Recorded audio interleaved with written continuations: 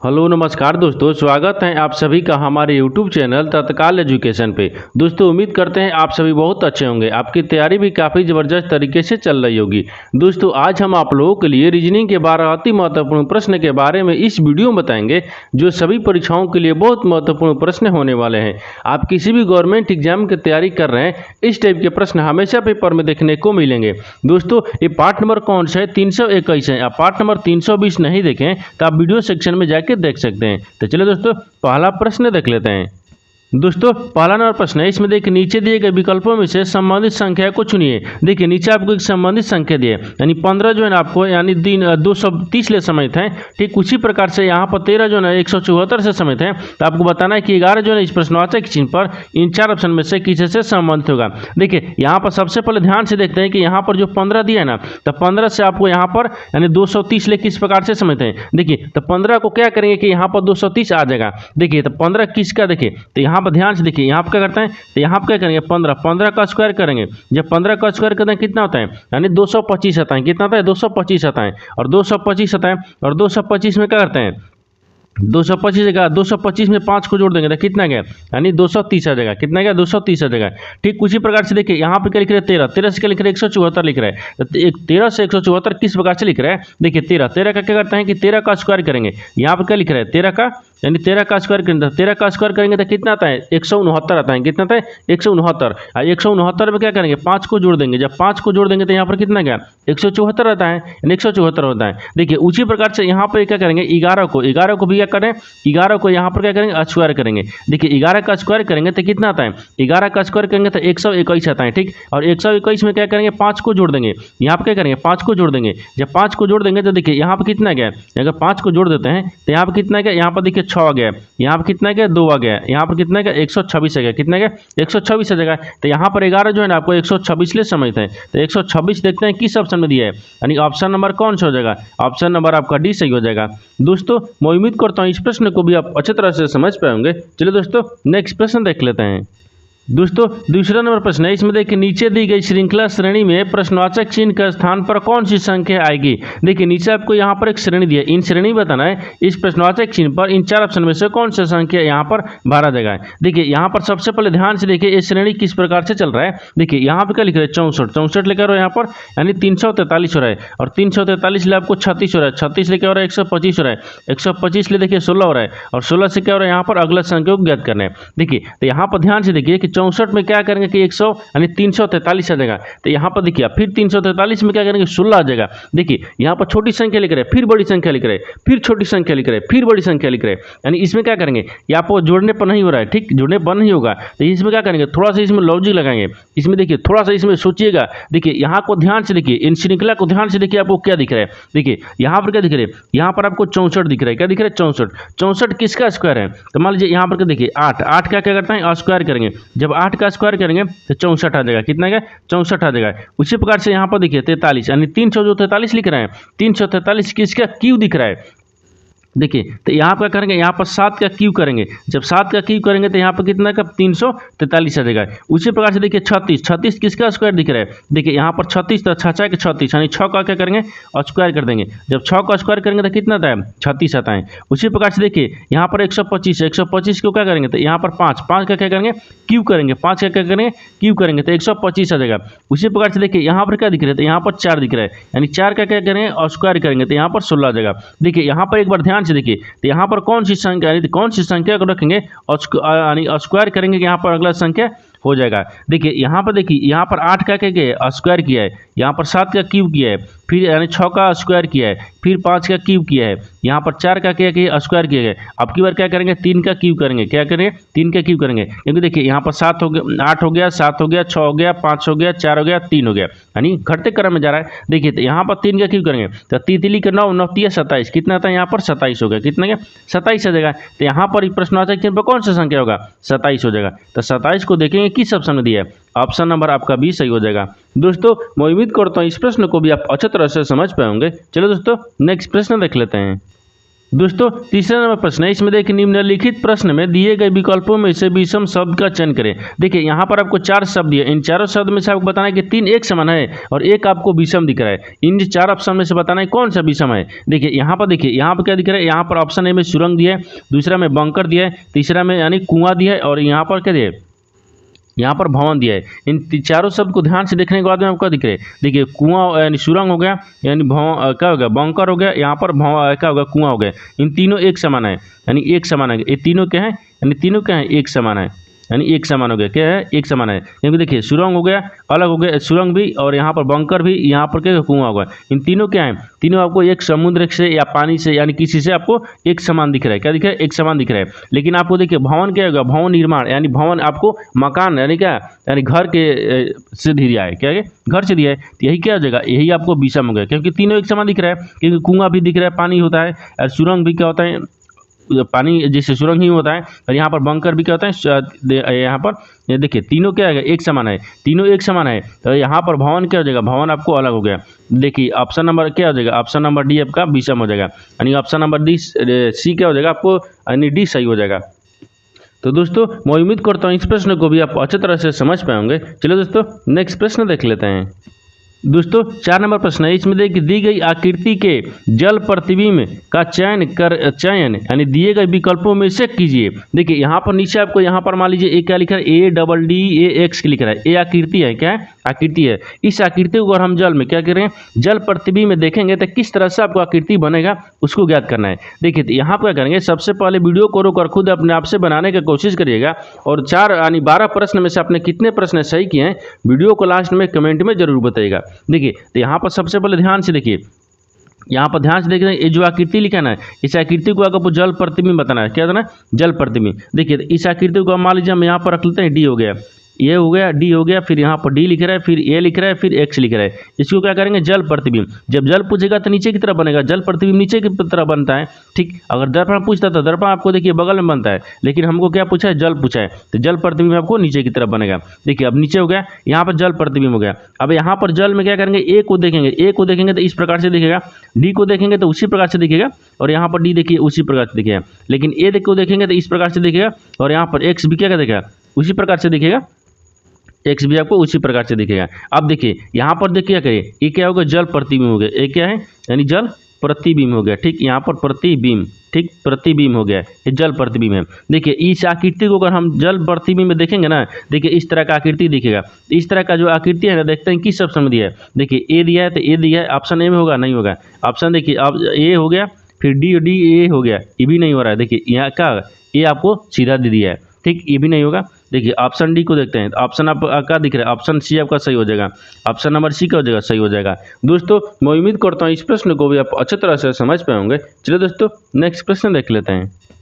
दोस्तों 5वां प्रश्न है, इसमें देखिए निम्न श्रेणी में ऐसे कितने सात हैं जिनमें से प्रत्येक के ठीक बाद एक हैं और ठीक पहले क्या है 5 हैं। देखिए यहाँ पर पहले प्रश्न समझिए, इसमें क्या बोल रहा है। देखिए यहाँ पर क्या बोल रहा है, यहाँ पर आपको क्या दिए कि निम्न श्रेणी में यानी ऐसे कितने सात हैं। देखिए यहाँ पर एक श्रेणी दिया है, ये मान लीजिए क्या है, श्रेणी है। इन श्रेणी में बताना है कि ऐसे कितने सात हैं जिनके पहले एक हैं और देखिए बाद में, ठीक क्या, देखिए सॉरी यहाँ पर क्या बोल रहा है कि बाद में, यानी 7 के बाद में एक हैं और पहले क्या बोल रहा है, यानी पहले 5 हैं। देखिए यहाँ पर क्या बोलता है, तो यहाँ पर श्रृंखला देख लेते हैं, यहाँ श्रेणी किस प्रकार से। देखिए श्रेणी में पूछा है कि ऐसे कितने सात हैं।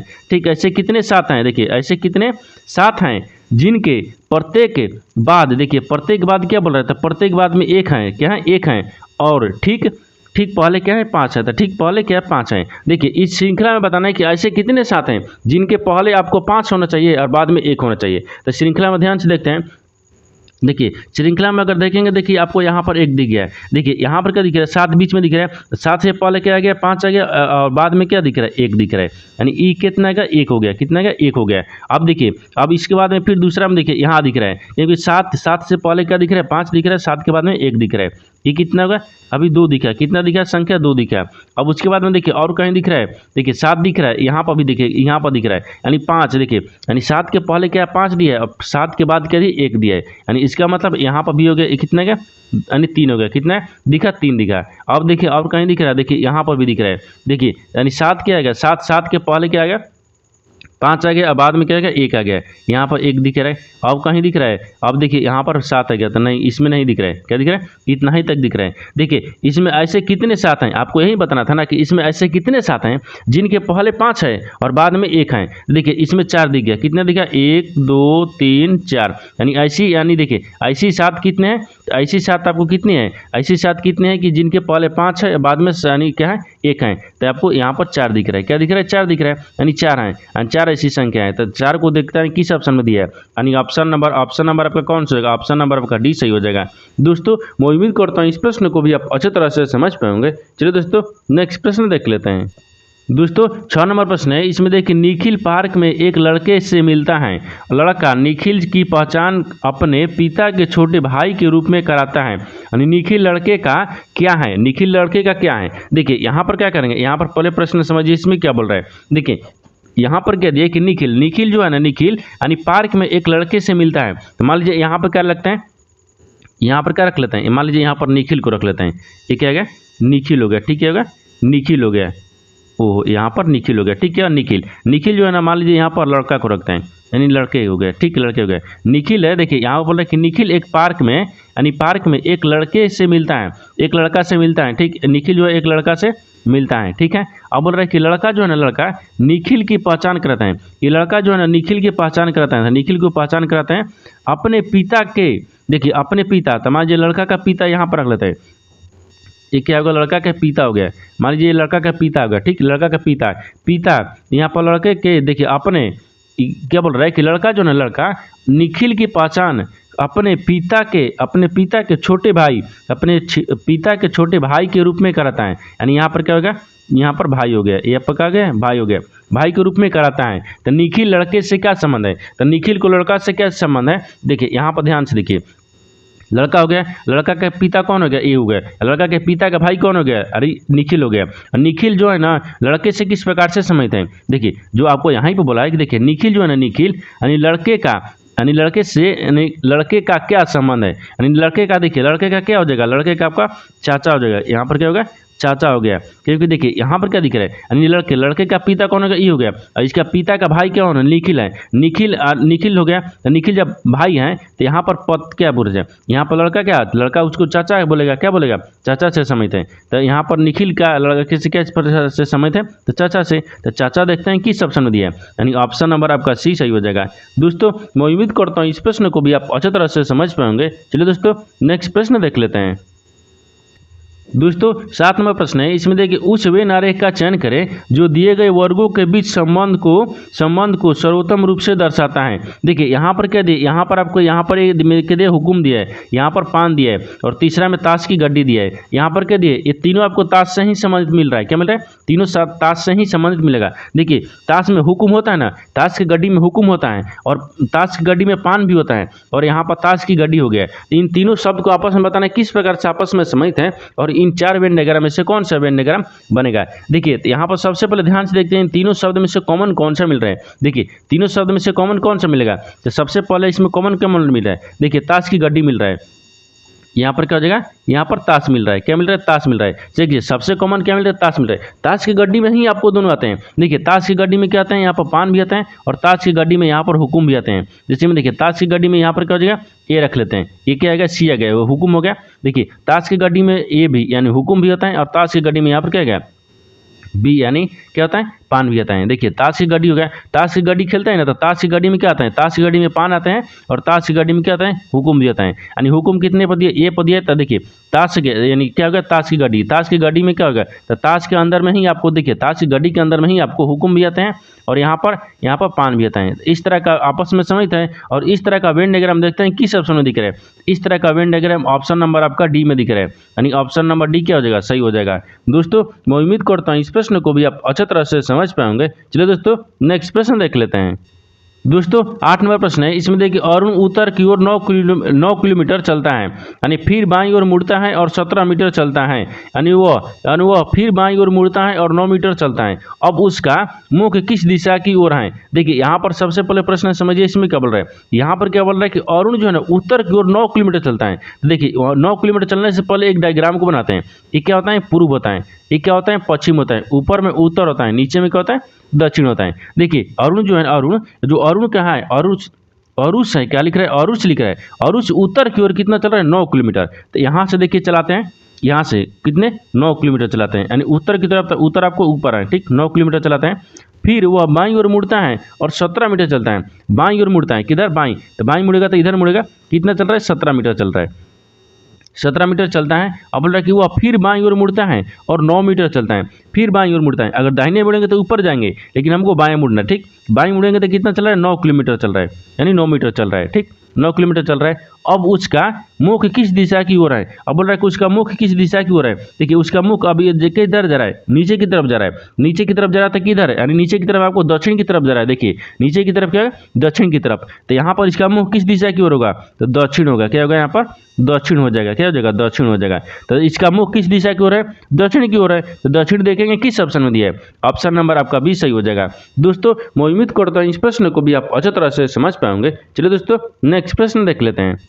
दोस्तों 9 नंबर प्रश्न है, इसमें देखिए नीचे दिए गए विकल्पों में से संबंधित शब्द को चुनिए। देखिए नीचे आपको एक संबंधित शब्द दिया है, यहाँ पर देखिए पालम दिया है। पालम जो है ना आपको दिल्ली से संबंधित है। तो दमदम बताना है कि आपको यहाँ पर प्रश्नवाचक चिन्ह पर इन 4 ऑप्शन में से किसी से संबंधित होगा। देखिए तो यहाँ पर सबसे पहले ध्यान से देखिए ये किस प्रकार से आपको पालम जो है ना दिल्ली से संबंधित है। देखिए पालम क्या है? एक हवाई अड्डा है। पालम क्या है? एक हवाई अड्डा है। तो यहाँ पर देखिए क्या रखते हैं? हवाई, यानी हवाई हो गया, क्या हो गया? हवाई अड्डा रखते हैं, ठीक है, हो गया, यानी अड्डा, यानी हवाई अड्डा है। क्या है? हवाई अड्डा है। यानी पालम एक क्या है? हवाई अड्डा है। तो पालम एक हवाई अड्डा है और दिल्ली में स्थित है। कहाँ स्थित है? दिल्ली में स्थित है। ठीक उसी प्रकार से यानी क्या दिया? दमदम दिया है। क्या दिया? दमदम। तो दमदम भी क्या है? एक हवाई अड्डा है। तो यहाँ पर कहते हैं यानी हवाई रखते हैं, ठीक, देखिए यहाँ पर हवाई अड्डा रखते हैं। यहाँ पर क्या हो गया?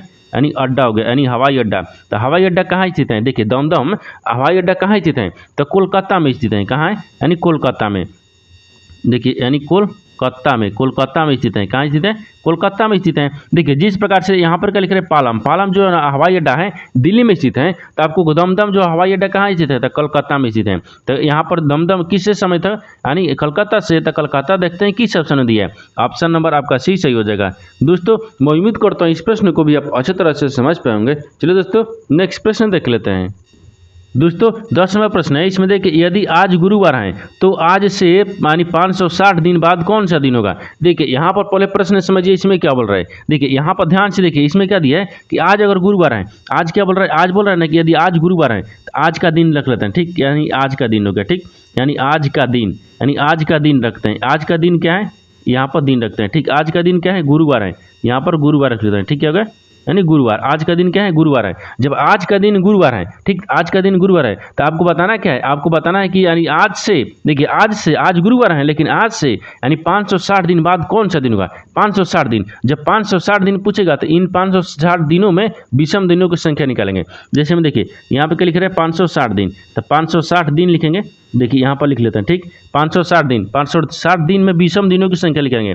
यहाँ पर विषम रखते हैं, ठीक है, करेंगे विषम, यानी विषम दिनों की संख्या करेंगे, दिनों की, यहाँ पर दिनों की संख्या रखेंगे। यहाँ पर मान लीजिए क्या है? संख्या, दिनों की संख्या कितना क्या है? तो 500। देखिए 560 में क्या करते हैं? 560 में आपको 7 ले भाग करेंगे, क्योंकि एक सप्ताह में कितने दिन होते हैं? 7 दिन होते हैं। तो 7 से भाग करेंगे, ठीक, 500 क्या है? 560 में 7 से भाग करेंगे। देखिए पूरी कट जा रहा है, यानी पूरी 80 मिनट में कट जा रहा है। क्या है? 80 मिनट में कट जा रहा है, लेकिन शेषफल बच रहा है। देखिए यहाँ पर शेष, यानी शेष एक भी नहीं बच रहा है। शेष क्या बच रहा है? शेष 0 बच रहा है। तो यहाँ पर क्या बचा है?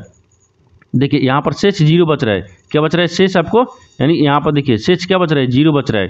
यहाँ पर शेष 0 बच गया। शेष क्या बच गया? तो शेष 0 बच गया। जब शेष 0 बच गया तो यहाँ पर क्या करेंगे? तो यहाँ पर जब शेष 0 बच गया तो यहाँ पर देखिए गुरुवार में क्या करेंगे? गुरुवार में 0 ही जुड़ेंगे। जैसे में देखिए यहाँ पर क्या दिया? गुरुवार दिया है, यानी यहाँ पर गुरुवार, ठीक, यानी गुरुवार। तो जो आपको शेष बचा है ना उसी को जोड़ेंगे। तो देखिए यहाँ पर क्या करेंगे? शेष को जोड़ लेंगे, यानी शेष क्या है? 0 दिन है। तो बराबर में क्या आएगा? यानी गुरुवार ही आ जाएगा। क्या आएगा? यानी गुरुवार आ गया। क्या आएगा? गुरुवार आ जाएगा।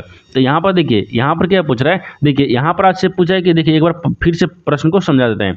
यहाँ पर पूछा है कि यदि आज गुरुवार है तो आज तो गुरुवार है, यहाँ तक ठीक है, यानी आज गुरुवार ही है, ठीक है, आज गुरुवार है। अब बोल रहा है कि आज से 560 दिन बाद कौन सा दिन होगा, तो आज से 560 दिन में क्या करेंगे, विषम दिनों की संख्या निकाल दिए। तो विषम दिनों की संख्या क्या निकालें, यहाँ पर 560 ले क्या करेंगे, 7 में भाग करेंगे, 80 आएगा। 80 में पूरे कट जा रहा है, लेकिन आपको विषम कुछ नहीं आ रहा है, ठीक, यानी शेष क्या हो रहा है, शेष फल, यानी शेष क्या होता है, शेष आपको 0 आ रहा है, शेष क्या आ रहा है, 0 आ रहा है। तब 0 को क्या करेंगे, जब शेष फल आता है तो उसको क्या करते हैं, गुरुवार में जोड़ देते हैं। लेकिन यहाँ पर जब 0 आया है तो 0 को जोड़ेंगे, तो देखिए गुरुवार में क्या करेंगे, 0 को, यानी 0 का शेष जोड़ेंगे, यानी जो 0 को जोड़ देंगे तो 0 दिन जोड़ेंगे तो यहाँ पर क्या आ जाएगा, गुरुवार ही आ जाएगा। अगर वही रहता कि एक दिन रहता तो एक दिन जोड़ते, तो गुरुवार में एक दिन जोड़ते तो आगे बढ़ता, लेकिन यहाँ पर 0 दिन है तो क्या आ जाएगा, गुरुवार ही होगा। यानी आज से देखिए यहाँ पर आज से 560 दिन, यानी 560 दिन पहले क्या हो जाएगा, 560 दिन बाद क्या आएगा, यानी गुरुवार ही आएगा। तो गुरुवार देखते हैं किस ऑप्शन में दिया है, यानी ऑप्शन नंबर आपका 20 सही हो जाएगा।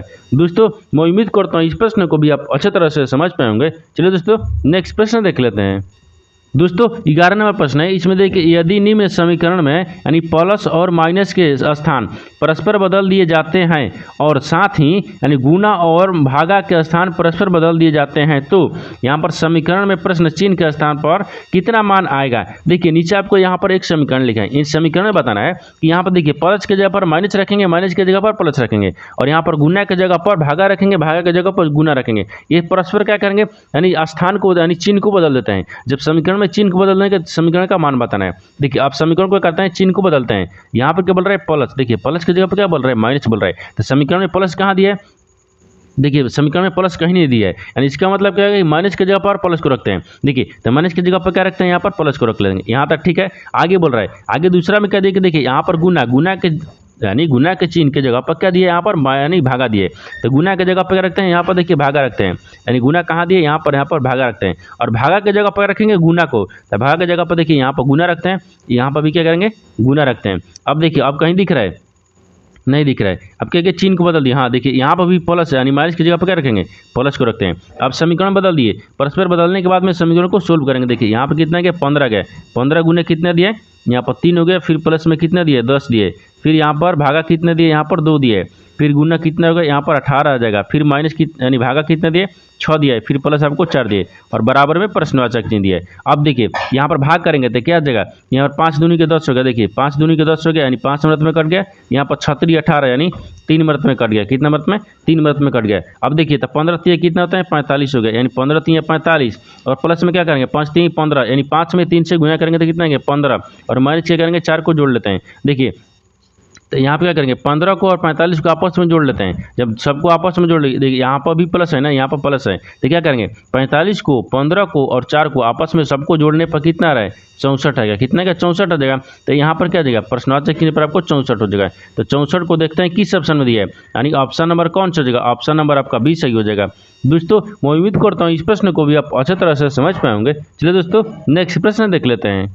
दोस्तों 12 नंबर प्रश्न है, इसमें दिया है कि एक कथन और निष्कर्ष लिए प्रश्न दिया गया है। ठीक, कथन के आधार पर क्या करते हैं, डायग्राम को बनाते हैं, निष्कर्ष के आधार पर ही प्रश्न को सोल्व करते हैं। देखिए कथन जो बोल रहा है उसको क्या करते हैं, यानी कथन के आधार पर डायग्राम को बनाते हैं। देखिए कथन क्या बोल रहा है, कथन बोल रहा है कि सभी पृष्ठ क्या हैं, पुस्तकें हैं, सभी जो पृष्ठ हैं पुस्तकें हैं। तो मान लीजिए यहाँ पर सभी पृष्ठ रखते हैं, यह क्या जगह, यानी पृष्ठ हैं, यानी सभी पृष्ठ क्या है, सभी पृष्ठ क्या है, पुस्तकें हैं। तो सभी पृष्ठ को क्या करते हैं, पुस्तक में रखते हैं। यहाँ पर क्या जाए, यानी पुस्तक हो गया, ये क्या बोल रहा है, पुस्तक हो गया, क्या है, पुस्तक हो गया, सभी पृष्ठ क्या है, पुस्तक है। ये तो कथन बोल रहा था। दूसरा क्या बोल रहा है कि सभी, देखिए सभी पुस्तकें क्या है, यानी क्या है, यानी कैटलॉग है, यानी क्या है, कैटलॉग है। देखिए तो सभी पुस्तकें क्या है, यानी यहाँ पर रख दीजिए, सभी पुस्तकें क्या है, यानी कैटलॉग है, यानी कैटलॉग है, क्या है, कैटलॉग है, यानी कैटलॉग है, क्या है, कैटलॉग है, यानी सभी क्या है, सभी पुस्तकें क्या है, कैटलॉग है। ये तो कथन बोल रहा था। ठीक, अब बोल रही है, इसमें दिया है कि कुछ कैटलॉग क्या है, डिजाइनर है, यानी कुछ कैटलॉग क्या है, डिजाइनर है। तो यहाँ पर डिजाइनर को लिख रहे हैं। देखिए यहाँ पर क्या है, यानी डिजाइन हो गया, क्या क्या डिजाइन हो गया। यहाँ तक तो कथन बोल रहा था, कथन के आधार पर ही हम आपको डायग्राम बनाए हैं। और यहाँ पर निष्कर्ष क्या बोल रहा है, इसके आधार पर प्रश्न को सोल्व किया जाता है। अब देखिए निष्कर्ष आपको क्या बोल रहा है, इसको ध्यान से देखिए, निष्कर्ष आपको क्या बोल रहा है। तो निष्कर्ष आपको पहला में क्या दिए, यानी कुछ पुस्तक के डिजाइनर है, बोल रहा है कि कुछ जो पुस्तक है ना डिजाइनर है। देखिए पुस्तक ई है और डिजाइनर ई है, पुस्तक और डिजाइनर आपस में समझ दिख रहा है, नहीं दिख रहा है, आपस में किसी प्रकार से समझ नहीं दिख रहा है। यानी इसका मतलब क्या बोल रहा है, ये गलत बोल रहा है, ये गलत बोल रहा है, क्या पहला गलत बोल रहा है। दूसरा को देखते हैं, दूसरा दिया कि सभी पृष्ठ कैटलॉग है, यानी सभी जो पृष्ठ है ना क्या है, कैटलॉग है। तो सभी पृष्ठ क्या है, कैटलॉग नहीं है, यानी सभी पृष्ठ के अंदर देखिए सभी जो पृष्ठ है देखिए, ये सभी पृष्ठ क्या है, तो सभी पृष्ठ क्या है, यानी कैटलॉग है, क्या है, कैटलॉग है। तो सभी कैटलॉग के अंदर में ही पृष्ठ है। ये क्या बोल रहा है, सही बोल रहा है, क्या बोल रहा है, सही बोल रहा है, यानी दूसरा क्या बोल रहा है, सही बोल रहा है। तो जब दूसरा सही बोल रहा है तो केवल यानी टू निष्कर्ष पालन करता है, यानी कौन सा हो जाएगा, तो ऑप्शन नंबर आपका ए सही हो जाएगा, यानी केवल निष्कर्ष टू पालन करता है, तो ऑप्शन नंबर ए क्या हो जाएगा, सही हो जाएगा। दोस्तों मैं उम्मीद करता हूँ इस प्रश्न को भी आप अच्छी तरह से समझ पाएंगे। तो चलिए दोस्तों नेक्स्ट वीडियो में मिलते हैं, तब तक जय हिंद दोस्तों।